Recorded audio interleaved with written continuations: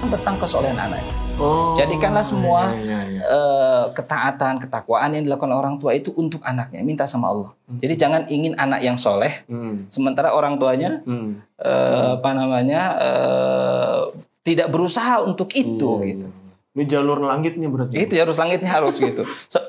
Tadi misalnya harus mempersiapkan. Di antara persiapan itu kan kalau di pesantren misalnya bangun malam, harus bangun malam, itu harus dipersiapkan. Sekarang gimana kalau anak kita sudah di pesantren? Ya orang tuanya bangun malam. Nah, itu bangun malam ya. Doa Nabiullah Ibrahim alaihissalam itu kan ketika meninggalkan Ismail dan Hajar itu dalam surat Al-Baqarah dan surat Ibrahim ada 2 kali ya.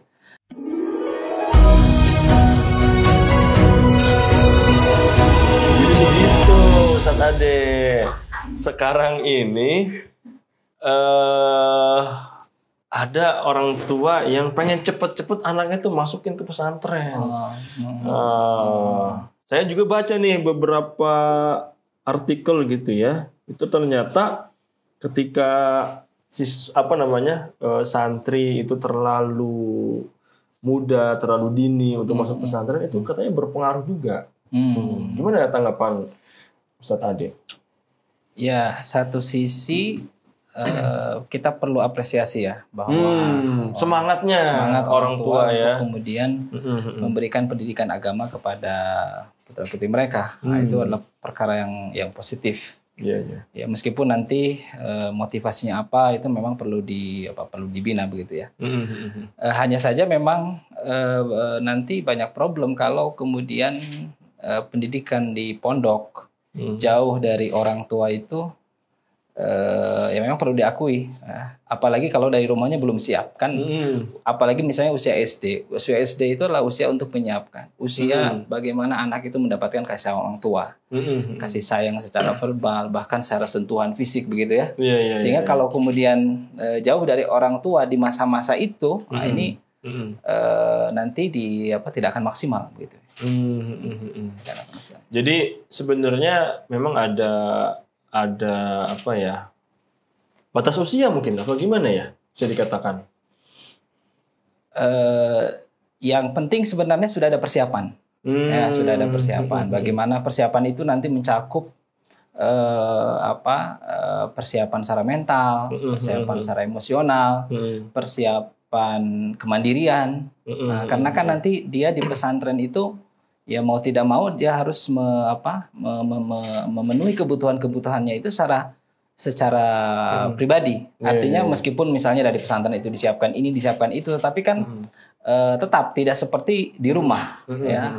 Betapapun misalnya mahalnya pesantren itu, dia pasti beda dengan pelayanan yang diberikan oleh kedua orang tua. Oleh karena itu orang tua ketika memondokkan anaknya tidak boleh nekat. Bonek begitu ya. Bonek ya. Pokoknya nanti kalau sudah pesantren ya insya Allah hasilnya bagus begitu ya. Kenapa? Karena memang perlu disiapkan, perlu juga dipahami oleh seluruh orang tua bahwa pada dasarnya kewajiban untuk mendidik itu kan kewajiban kedua orang tua. Allah menyatakan qu anfusakum wa ahlikum naro, itu berawal dari orang tua. Jadi pesantren itu posisinya atau pondok dalam hal ini adalah membantu memberikan fasilitas yang lebih secara pendidikan agama yang mungkin tidak bisa dilakukan oleh kedua orang tua. Oleh karena itu persiapan itu merupakan perkara yang mutlak. Cuma kadang gini Ustaz, ada yang anggapannya lebih cepat, lebih baik gitu. Jadi ya sedini mungkin gitu anak itu dimasukin ke pesantren, karena kan pesantren kan lingkungannya udah Islami, yang menunjang. Nah itu sebagian orang tua beranggapan seperti itu. Nah menurut Ustaz gimana? Ya tadi satu sisi dia perlu diapresiasi, tetapi perlu juga pahamkan dari yang pertama, kewajiban untuk mendidik adalah kewajiban orang tua. Kemudian motivasi ke pesantren itu kan berarti ingin mendapatkan pelajaran yang mungkin kedua orang tua tidak bisa memberikannya, baik itu secara keilmuan atau kemudian ketika anak itu harus dididik secara intensif, ya mulai dari bangun sampai bangun lagi sampai tidur lagi. Orang tua kan tidak memiliki waktu itu. Tetapi perkara terkait dengan kemandirian, kemudian kesiapan anak itu memang mutlak harus disiapkan dari dari rumah. Tadi Al-Fakir sebut ya, Yang pertama adalah mental. Ada kitab yang bagus ya, ditulis oleh pakar pendidikan modern sebenarnya ya. Syekh Adnan Baharith. Itu beliau menulis satu kitab, judulnya adalah Mas'uliyatul Abil Muslim ya fi tarbiyatil aulad fi marhalatit tufulah. Jadi kewajiban atau tanggung jawab seorang ayah muslim ya, dalam mendidik anak pada usia tufulah. Tufulah itu masa usia kanak-kanak. Apa yang harus dia persiapkan? Oh, itu banyak tuh. Mulai dari takwinul usrah kan. Yang pertama berarti menyiapkan keluarga. Sering dinyatakan bahwa tarbiyatul aulad itu ishri nasana qabla wiladati. Jadi 20 tahun sebelum anak itu lahir dia sudah harus dididik. Mendidik apa tuh? Mendidik ke orang tuanya, ibunya. Jadi untuk pernikahan, membangun keluarga itu kan perlu ilmunya. Nah, itu kewajiban seorang orang tua yang pertama tuh. Bagaimana kemudian dia membangun keluarga yang baik. Ya, dia yang akan menjadi tempat di mana nanti anak-anak ini dia tumbuh dan berkembang. Kan semua anak itu yuladu ala fitrah. Ya. Dia dilahirkan dalam badan fitrah. Lalu Rasul mengatakan fa'abawahu, maka kedua orang tua lah ya, yang kemudian meyahudikan dia dan menasranikan dia. Jadi pendidikan pertama itu adalah di rumah. Ya. Ibu, ayah, ibu juga sama. Ya. Al-Hafidz Ibrahim itu menyatakan al-ummu madrasatun kan begitu. Bahwa ibu itu adalah madrasah. Ya.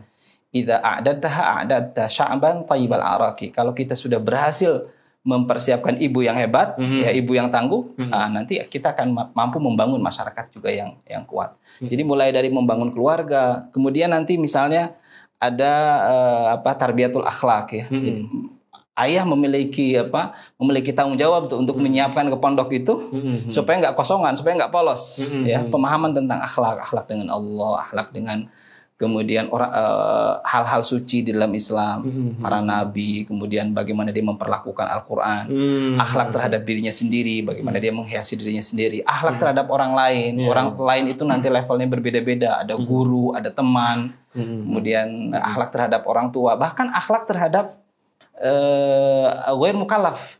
Nah, itu dibahas dalam kitab itu. Akhlak terhadap ghair mukallaf itu yang seperti akhlak terhadap binatang, akhlak terhadap tumbuh-tumbuhan. Ya. Kadang-kadang nanti misalnya pesantren kita bangun tamannya hijau gitu ya. Datang anak-anak baru udah nggak ngerti, nggak dibekali di rumah, belum nginjak taman macam-macam kan. Itu kan berarti sebenarnya perlu ada persiapan. Akhlak, mental itu kaitannya dengan pemikiran. Kaitannya dengan emosional, ya bagaimana kemudian anak memecahkan masalah, ya itu orang tua harus mengajari gitu. Bagaimana kalau nanti ada problem dengan teman, itu harus dipersiapkan dari rumah. Apalagi misalnya sekarang banyak pondok pesantren yang kulturnya nggak sama anak-anak ini.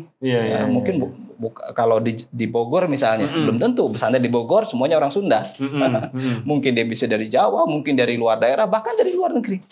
Itu kan orang tua harus mempersiapkan ini emosi anak, mental anak. Ya termasuk juga adalah persiapan fisik. Ya fisik itu anak bagaimana diajari sehat, bagaimana diajari makan minum yang benar, mana yang boleh dimakan, mana yang tidak boleh dimakan. Siapa yang nanti memastikan? Itu orang tua harus memberikan itu tuh. Yang ini sehat, ini tidak sehat, ini boleh dimakan, ini tidak boleh dimakan. Ya. Kemudian kalau ada apalagi makanan, kalau anaknya punya alergi, anaknya punya alergi, gitu. Ya kita banyaklah menemukan misalnya ada anak pesantren nggak bisa makan nasi gitu kan. Itu repot ya. Atau sudah di pesantren misalnya masih ngompol begitu. Itu memang usia SD itu memang orang tua sangat belum bisa cebok. Belum bisa cebok gitu. PR itu. Ya. Mengajarkan fikih-fikih prabaligh itu kan banyak orang tua. Toharoh yang benar, bersuci yang benar, mensucikan najis yang benar. Itu memang lengkap dalam kitab itu. Meskipun tentu masing-masing ya sesuai dengan kadar kemampuannya. Artinya perlu persiapan. Termasuk adalah tadi motivasi. Motivasi ke pesantren itu bukan karena orang tuanya yang ingin. Pasti semua orang tua ingin, tetapi juga harus diperhatikan anaknya pun mau begitu. Nah, itu dibangunlah kemudian motivasi kenapa kemudian melanjutkan sekolahnya setelah SD misalnya di pesantren. Itu memang mutlak harus dipersiapkan oleh orang tua. Nah, itu saya setuju kalau orang tua itu memang ya sudah seharusnya mempersiapkan itu sebelum ke pesantren gitu kan. Betul. Tapi ini kalau misalnya faktanya si anak itu memang kalau bahasa Sundanya itu kekeh. dia dari keinginan sendiri pengen masuk pesantren padahal usianya masih muda banget gitu. Nah ini gimana supaya si anak itu tidak juga merasa ditinggalkan tanda kutip oleh orang tuanya gitu. Gimana Ustaz? Di situ ada satu hal yang positif ya. Kalau itu keinginan daripada anak, ya, yang mengkhawatirkan itu kalau anak nggak mau, yang mau adalah orang tuanya. Yeah. Nah, betul ada kondisi-kondisi khusus yang mungkin tidak ada yang bisa merawat, orang tuanya tidak ada, ya. Atau ya dalam kondisi-kondisi khusus misalnya orang tua tidak bisa memberikan pendampingan pada usia itu. Ya memang dalam sejarah ada, ya, seperti kisah misalnya Nabiullah Ibrahim alaihissalam. Itu kan pendidikan jarak jauh.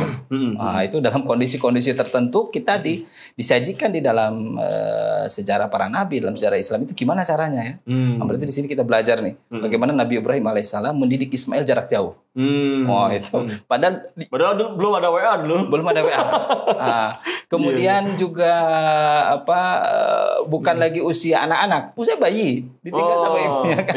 Belum dari Palestina ke Mesir, kemudian ke wilayah Arab ditinggalkanlah Ismail dengan Hajar di situ. Hajar juga bertanya-tanya gitu kan. Apakah rela engkau meninggalkan kami di tempat yang seperti ini gitu kan. Ya. Berarti ini bundanya, ibunya itu luar biasa banget. Ibunya luar biasa. Itu luar biasa. Nah, di situ sebenarnya apa yang harus dilakukan? Pada saat ketika kita sudah menitipkan anak pesantren, bahkan dari apalagi kalau usia dini tadi itu. Itu pasti ya, anak yang pesantren, yang mondok, orang tuanya harus tirakat istilahnya itu.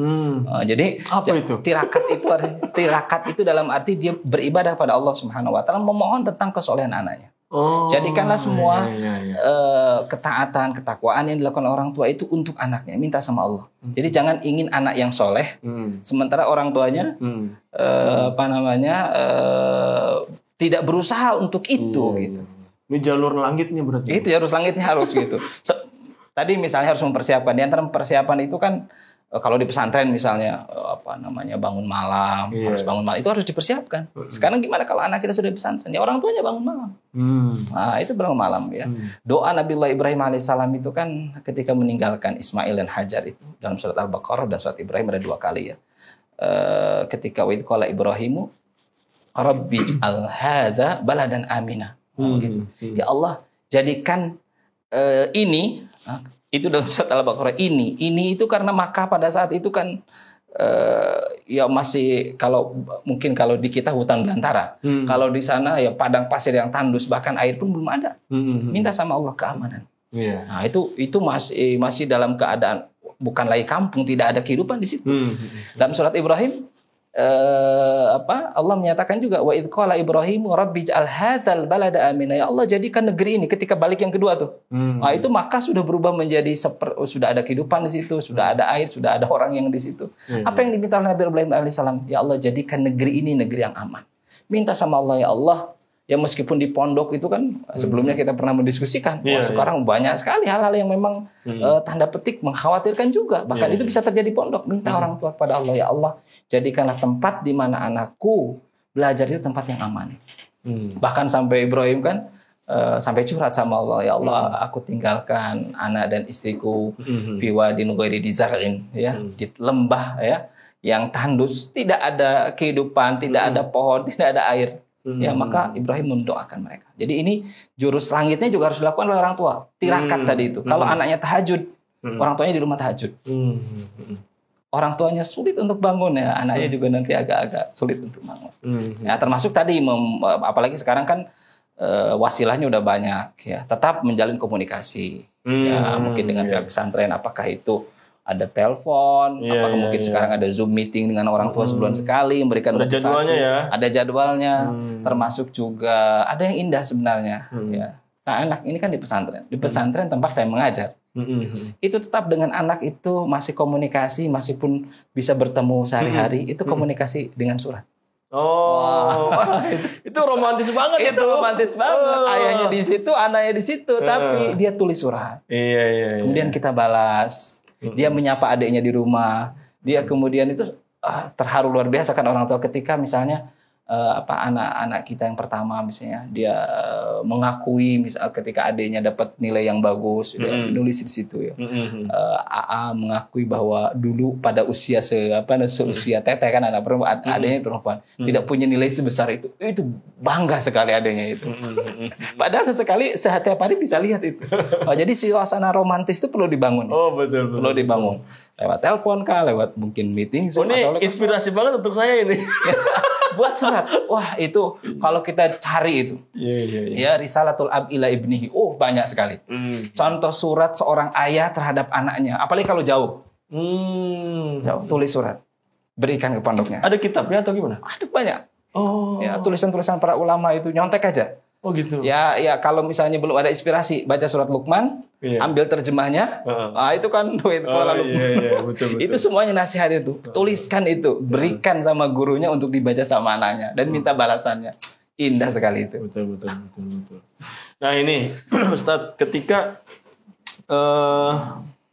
anak ini memang kita mungkin sebagai orang tua ya, mungkin bisa ngecek nggak secara emosional si anak ini udah bisa nih dimasukkan ke pesantren. Nah itu kan sudah siap gitu ya. Nah ini bisa kelihatan nggak ada tanda-tandanya orang tua ini ngecek gitu anak ini kira-kira bisa nih masuk pesantren gitu. Oh ya, betul. Persiapan itu juga salah satunya adalah memastikan, orang mempersiapkan dan memastikan. Memastikan itu salah satunya tadi mengecek itu. Kira-kira ini anak ini udah siap apa belum? Kemudian kemandiriannya bagaimana? Ya, lihat misalnya bangun malam. Bangun malamnya ketika dia mau ke pesantren. Termasuk Ustadz cocok nggak ke pesantren gitu ya? Betul. Ya enggak? Kalau kata tadi misalnya aminan itu kan harus tempat yang aman. Berarti seorang tua itu berkewajiban untuk mencarikan tempat mondok anaknya juga yang pas, yang cocok. Dibawalah anaknya ke situ, melihat suasananya, ya kan, melihat kemudian responnya, ya kan. Itu salah satu persiapan ya. Termasuk misalnya persiapan mental, memang mau tidak mau orang tua itu harus pandai berdialog. Nah, kita sekarang menemukan banyak orang tua itu yang kalau duduk bersampingan dengan anak-anaknya itu diem, nggak ada kata-kata. Malah jadi segen ya. Jadi segen. Ya, jadi harus ada dialog tuh kan, mengetes kemandirian mental anak itu melalui dialog itu. Ya meskipun tentu dari dari sikap. Ya, dari situ ada keteladanan yang harus kemudian ditunjukkan, kemudian anaknya sudah mengikuti atau tidak begitu ya. Misalnya anak kelas 5, kelas 6 SD begitu ya kan, orang tuanya ke masjid, dia sudah mau jalan ke masjid tanpa diperintah, ya kan? Sudah bisa rutin atau tidak misalnya dengan kesehariannya. Kan termasuk yang harus dipersiapkan itu misalnya kalau di sekolah itu nanti ada hafalan.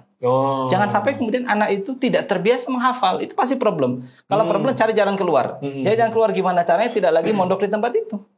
Kalau kita tahu misalnya di pondok itu targetnya misalnya. Targetnya hafalan misalnya 1 semester 1 juz. Ya berarti orang tua harus kemudian menyiapkan anaknya sudah terbiasa belum menghafal. Terbiasa nggak konsisten untuk murojaah. Karena kalau dipaksakan nanti malah berat ke anaknya. Malah berat anaknya. Akhirnya mungkin awal-awal targetnya masih sedikit, masih bisa setahun, 2 tahun, 3 tahun biasa, apalagi kelas 3 tuh, kelas 3 SMP kalau masuk kelas 1. Nah, itu anak-anak sudah mulai cari-cari jalan keluar yang lain, exit strategi.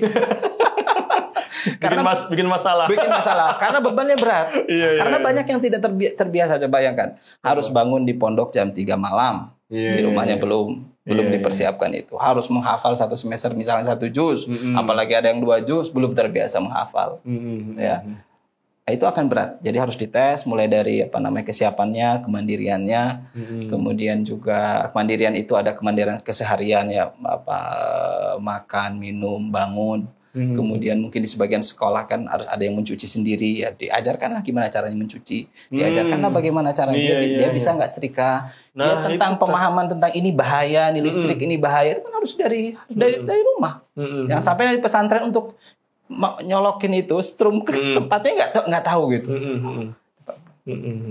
Apalagi kalau persiapannya melihat anaknya itu tanda petik ya, diberikan anugerah oleh Allah anak yang rada nakal. Ya, kalau Allah berpesan kalau ada yang seperti itu mending tidak mondok. Oh gitu. Mending mondok karena nanti di sana itu mungkin ya sinyalnya dia akan mencari sinyal-sinyal yang sefrekuensi dengan dia gitu. Bisa mengembangkan bakat yang tanda petik kurang bagus begitu ya. Yang ada nakanya kayak gimana nih Ustadz? Kenapa? Karena harus dipahami bahwa pondok pesantren itu bukan bengkel. Bukan bengkel. Ya kalau ada pondok pesantren yang seperti itu, ya alhamdulillah juga bisa menampung, tetapi semuanya butuh persiapan, apalagi kalau cita-cita kita tinggi, cita-cita besar terhadap anak-anak kita.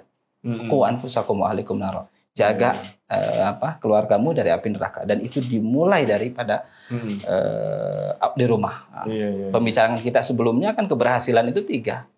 Ya, santrinya, gurunya, orang tuanya. Jadi kalau ada salah satu yang kurang, pincang. Ya ini Ustadz. Nah, tadi penting ya terkait dengan masalah emosional itu kan emang harus benar-benar disiapkan gitu ya. Termasuk juga tadi hal-hal yang sebenarnya ya kayak kehidupan sehari-hari kayak tadi mencuci, ya kan, melipat baju segala macam kayak gitu ya.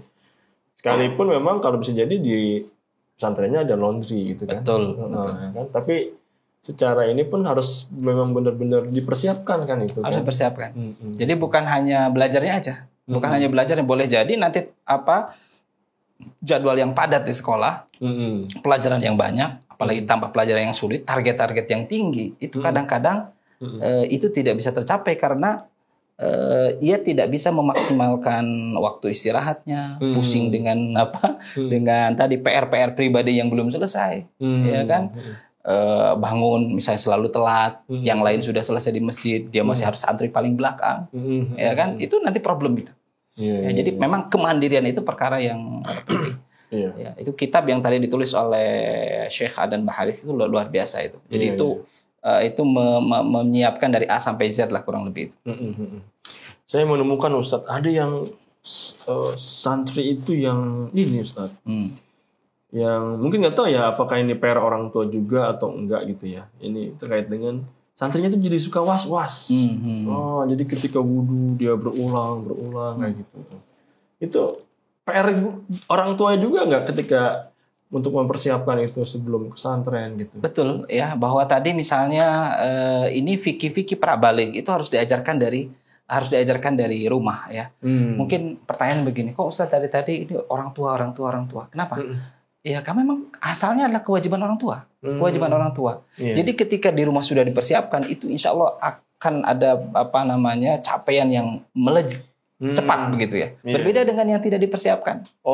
Harusnya dia sudah bisa fokus belajar, tetapi di sini masih belajar tentang keseharian. Menyelesaikan problem pribadinya dulu gitu. Sehingga tidak bisa kemudian cepat berlari. Iya kalau dia bisa menyesuaikan. Bagaimana kalau tidak bisa menyesuaikan? Ya sebulan 2 bulan minta pulang. Ya kan biasanya begitu tuh. Betul. Ya. Terus saya menemukan tuh di sekolah itu ada yang jadi inget mama gitu. Inget mama nangis gitu. Dia jadi malah depresi gitu ya. Karena jauh dari orang tuanya. Betul. Nah itu untuk ngajarinnya gimana juga itu Ustadz tuh. Jadi biar istilahnya kemelekatan dengan orang tua. Mungkin bisa jadi sering ketemu gitu ya, intens gitu. Tapi ketika dipisah itu jadi malah kehilangan. Padahal si orang tua ini ingin anaknya mandiri gitu. Betul. Jadi begini ya, anak-anak yang tadi pondokanlah ketika dia itu sudah mulai bisa berpikir rasional. Artinya dia sudah bisa mana yang baik, mana yang buruk. Ya. Jadi anak-anak itu mungkin di kelas SMP kelas 1. SMP kelas 1 udah bisa gitu ya? Udah bisa itu. Jadi anak itu jangan didikte pokoknya. Nggak boleh. Anak itu harus dijelaskan alasannya. Jadi anak itu harus diajak berpikir. Argumen. Nah, itu kan jangankan anak-anak kelas 1 SMP, anak kelas SD aja kalau dialog dengan kita nggak mau didikte. Mereka harus dijelaskan alasannya. Nah orang tua itulah yang kemudian harus pintar mengkomunikasikan alasan itu. mendialogkan kepada anak-anaknya itu pesantren. Berarti harus ada jawaban di benak anak itu kenapa pesantren? Kenapa harus pesantren? Gitu. Kenapa nggak sekolah umum? Kenapa nggak sekolah umum? Kenapa nggak sekolah IT gitu kan? Kenapa nggak sekolah kejurusan? Betul. Gitu. Itu sudah ditanamkan cita-cita. Kenapa cita-citanya harus itu? Itu harus didialogkan dengan anak itu tentang cita-cita itu. Iya. Karena jangan sampai keinginan orang tua sama keinginan anak itu beda gitu kan. Jadi nggak sefrekuensi gitu ya. Nanti di pesantren nggak ada gadget, itu harus dipahami dari awal bahwa nggak ada. Berarti harus ada latihan juga tuh. Padahal di rumah anaknya udah kecanduan banget sama gadget. Kalau misalnya nggak ketemu gadget itu udah resah aja gitu ya. Berarti harus dikondisikan juga harus dikondisikan itu. Meskipun ada tentunya ya yang memang belum ada persiapan, taufik dari Allah, mungkin tirakatnya kuat, anak itu bisa berhasil ada. Tetapi kan kita berbicara tentang sebab akibat gitu ya. Harus sebab akibat. Itu memang betul persiapan. Selain itu memang karena tadi kewajiban pertama itulah kebijakan orang tua. Iya. Ayah dan ibu. Imam Ibnu Qayyim itu menyatakan idza atabartal fasada fil auladi ra'aita amatu min kibalil aba. Kalau kita mau memberikan ukuran ya tentang kerusakan pada seorang anak, ya maka sebagian besarnya itu ada pada bapaknya, cerminnya. Ini sekali luar biasa sekali nih Ustadz nih. Ya. Ini orang tua harus merenung juga ya. Betul, ketika ada anak di pesantren atau di sekolah ternyata bermasalah, harusnya berkaca ke orang tuanya dulu gitu. Ya. Pesan terakhir Ustadz untuk orang tua ini yang menonton podcast ini, yang mungkin masih mempertimbangkan untuk anaknya itu ke pesantren. Apa nih Ustaz?